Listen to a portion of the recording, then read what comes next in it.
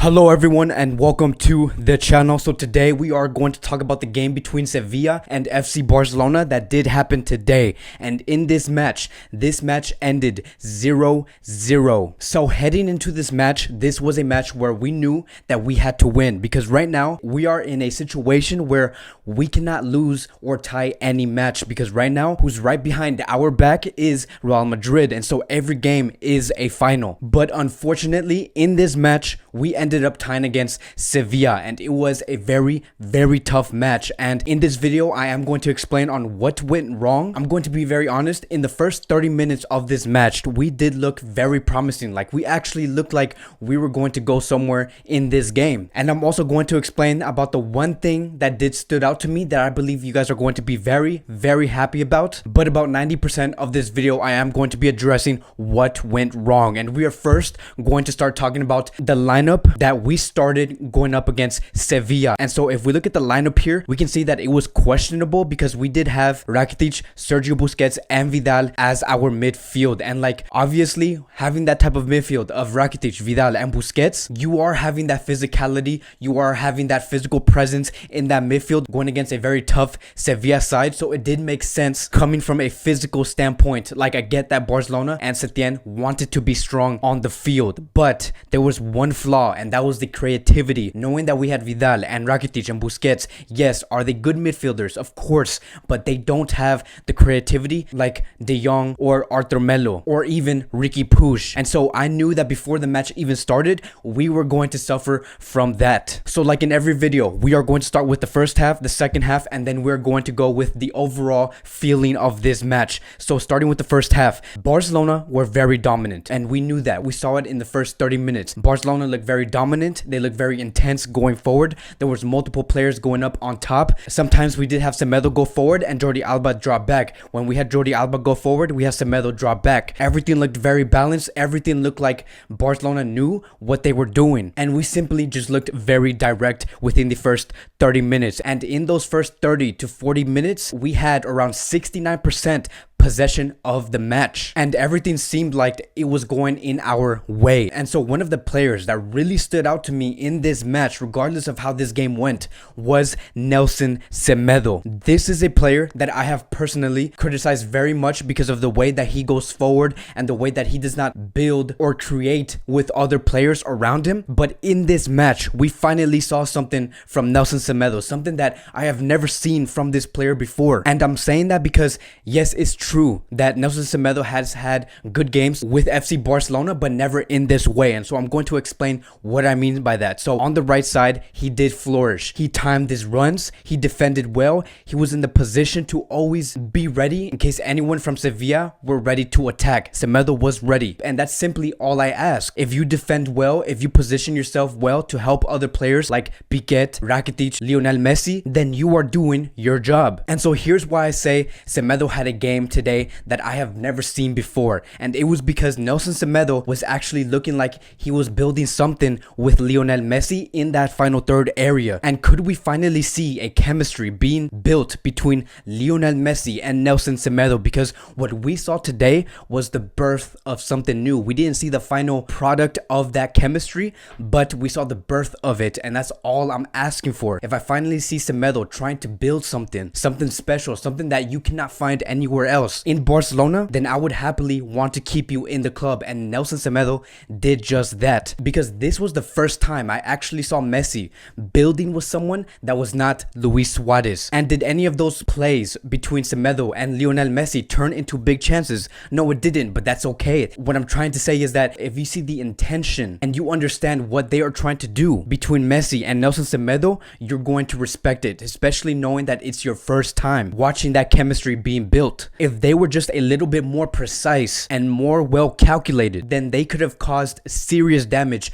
against Sevilla, but unfortunately it didn't. But again, it's the same thing as like seeing a baby walk for the first time. You're not going to get mad because it couldn't walk for the first time. You're happy because that baby is learning something. You're happy because that baby, Nelson Semedo and Lionel Messi, are finally working towards building something special, and you just want to be happy for it. You're happy because this is a new birth coming into life. And so that's how I saw it. but, and I'm very happy. I'm happy with Nelson Semedo's performance. I know that this match was not the best, but I'm glad that we can finally say that we are probably going to have a right back that's going to be with us for a very long time. And so besides that, right, before the first half did end, we did have 2 free kicks from Lionel Messi that Messi tried to attempt, but it didn't go in because of Sevilla's brilliant way of blocking Messi's goals. And overall, in the first half, it was a very even match. And it did get a little bit intense at the end of that first half. We did see Luis Suarez being taken down by a Sevilla defender or midfielder, and then we saw Lionel Messi come up and try to push that defender onto the ground. And everything looked like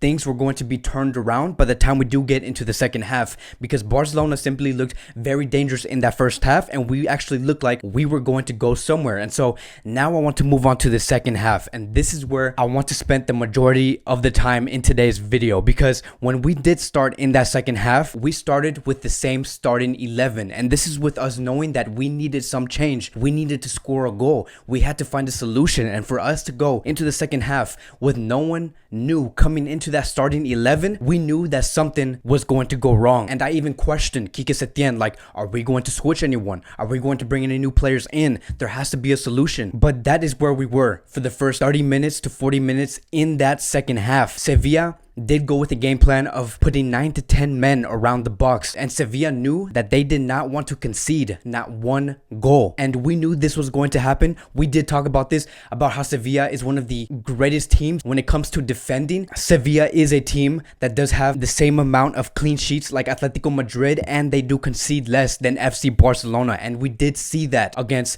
Barcelona in today's match. It was extremely hard for Barcelona to get through, and throughout those times of us trying to create chances and trying to create a big chance for ourselves and trying to score these goals, we were questioning, like, okay, what's our next move? What are we going to do? And most importantly, what is Quique Setien going to do next? And so finally, when we got to the 63rd minute, Arthur did come in for Martin Braithwaite, and that is when I said, okay, fine, we are going to add more creativity in that midfield, and hopefully we can create something and score a goal. But unfortunately, nothing did happen. Sevilla continued to defend and block every chance that we were trying to create, and then going into the 70th minute, we only made 1 substitution so far, and we honestly did not know if Quique Setien was going to utilize the whole 5 substitution rule. And then the 77th minute came, and then that is where we saw a big change happen, which was Griezmann coming in for Arturo Vidal. And I'm not saying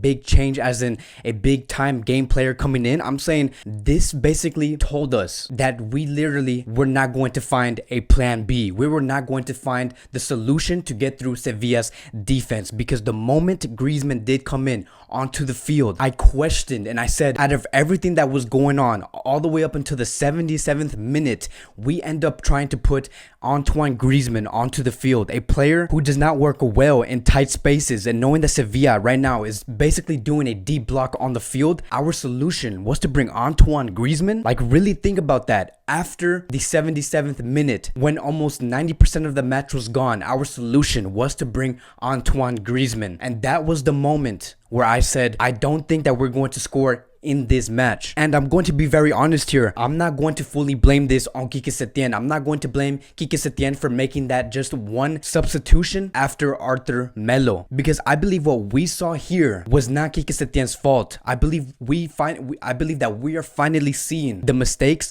that the board and the sporting directors did make 9 to 10 months ago, because this substitution showed us that we do not have the players that can adapt and solve us the problems that we are currently having on the field. We don't have a player who can give us a plan B or a plan C or D, because again, the board and the sporting directors and everyone that works in that department thought that Griezmann was going to solve all of our solutions. And today in this match, it showed why Griezmann was never the answer for us. We had no other plan. We were stuck. And so I'm not going to blame Quique Setien. He had no players in his disposal. Now, many might say, why don't we just put Ansu Fati? Why couldn't Quique Setien just choose Ansu Fati, knowing that Sevilla right now was a team that was putting 10 men or 9 men around the box, we could have put Ansu Fati to overlap that whole defense and maybe try to center that ball into the box. But we also have to take note that Ansu Fati did have a discomfort in the last game, which is why that he was pulled out from the game early. And it would not be the best or smartest idea to continue to push Ansu Fati to play this match, because